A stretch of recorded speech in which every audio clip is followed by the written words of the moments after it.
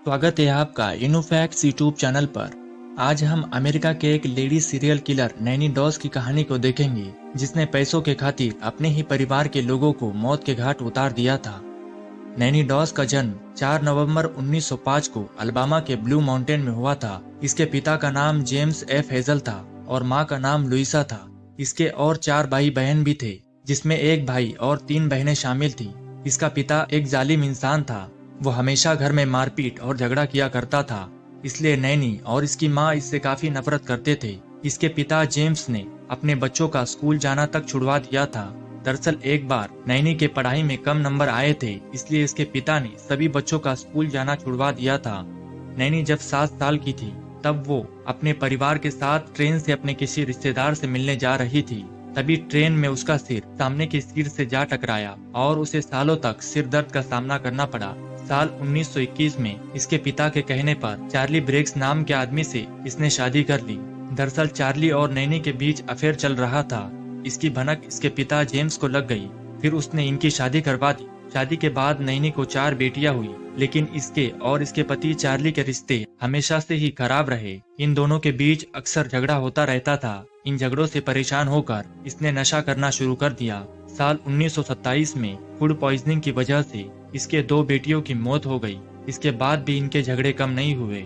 फिर एक दिन इसका पति चार्ली बड़ी बेटी मेलविना को लेकर कहीं चला गया। अब घर में नैनी और उसकी नवजात बेटी फ्लोरीन और उसकी सास ही रह गए। इन्हें काफी आर्थिक समस्याओं का सामना करना पड़ा, जिसके बाद नैनी ने कॉटन मिल में काम करना शुरू कर दिया। साल 1928 में इसका पति चार्ली बेटी मेलविना को लेकर वापस आ गया, लेकिन कुछ वक्त के बाद इन दोनों में फिर से झगड़े होने लगे और ये दोनों पति पत्नी एक दूसरे से अलग हो गए। जिसके बाद नैनी अपनी 2 बेटियों को लेकर अपनी माँ के पास रहने चली आई। कुछ वक्त के बाद इसने साल 1929 में रॉबर्ट फ्रैंकलिन हैरिसन से दूसरी शादी कर ली और वो अपनी दोनों बेटियों के साथ रॉबर्ट के घर पर रहने लगी। कुछ दिनों बाद इसने देखा कि रॉबर्ट को नशे की लत है। इस वजह से इन दोनों में अब झगड़े होने लगे। ऐसे ही दिन बीतते गए और इन दोनों की शादी को अब 16 साल गुजर चुके थे। नैनी की बेटी मेलविना भी अब बड़ी हो चुकी थी और इसने एक आर्मी ऑफिसर से शादी भी कर ली, लेकिन नैनी को इसका रिश्ता मंजूर नहीं था।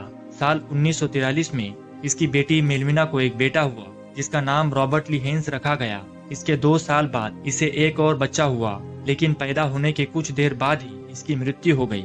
इस बच्चे की मौत का पूरा शक नैनी पर ही गया, क्योंकि नैनी हाथ में हेडपिन लिए इस बच्चे के कमरे में गई थी और इसी ने इस बच्चे की मौत की खबर सभी को दी थी। इसके बाद नैनी और इसकी बेटी मेलविना के बीच अक्सर झगड़े होने लगे, लेकिन नैनी इस बच्चे की मौत से साफ इनकार कर देती थी। एक दिन मेलविना को किसी काम से बाहर जाना था, तो वह अपने बेटे रॉबर्ट को नैनी के पास छोड़कर चली गई।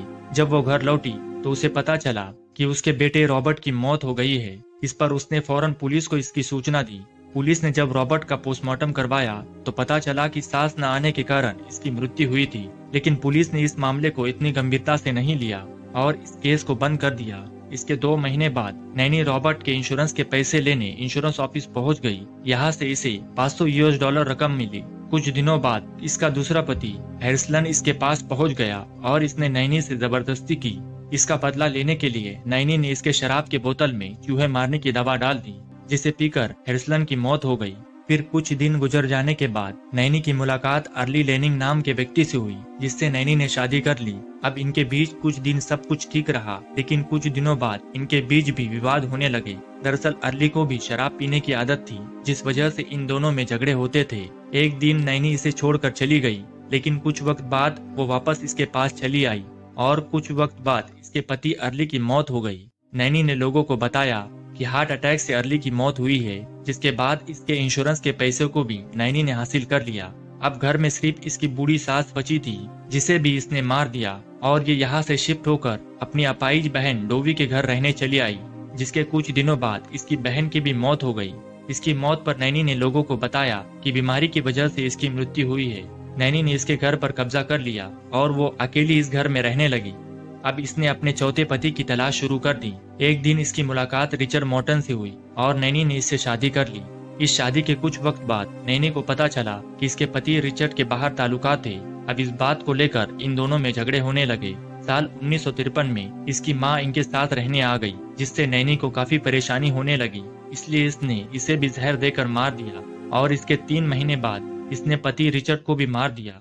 पति रिचर्ड की मौत को नेचुरल डेथ बताकर इसने इंश्योरेंस के पैसे हासिल कर लिए। अब इस औरत की पैसों की भूख बढ़ती जा रही थी।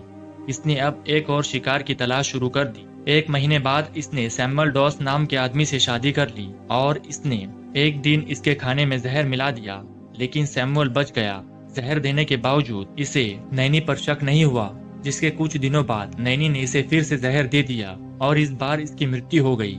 सैमुअल के मृत्यु के बाद नैनी इसके इंश्योरेंस के पैसे लेने पहुंच गई। दूसरी तरफ पुलिस ने सैमुअल का पोस्टमार्टम कराया तो उन्हें जहर वाली बात पता चली, तो उन्होंने नैनी को गिरफ्तार कर लिया। नैनी ने पुलिस के सामने अपना गुनाह कबूल कर लिया। उसे कोर्ट में पेश किया गया। इसे अपने 4 पति, माँ, सास, बहन और पोते की हत्या का दोषी ठहराया गया और कोर्ट ने इसे उम्र कैद की सजा दी। लेकिन 10 साल बाद जेल में इसकी ल्यूकेमिया नाम की बीमारी से मौत हो गई। दोस्तों, अगर आपको ये वीडियो पसंद आई है तो इसे लाइक करें और भी हिस्टोरिक वीडियोस देखने के लिए हमारे चैनल को सब्सक्राइब करें।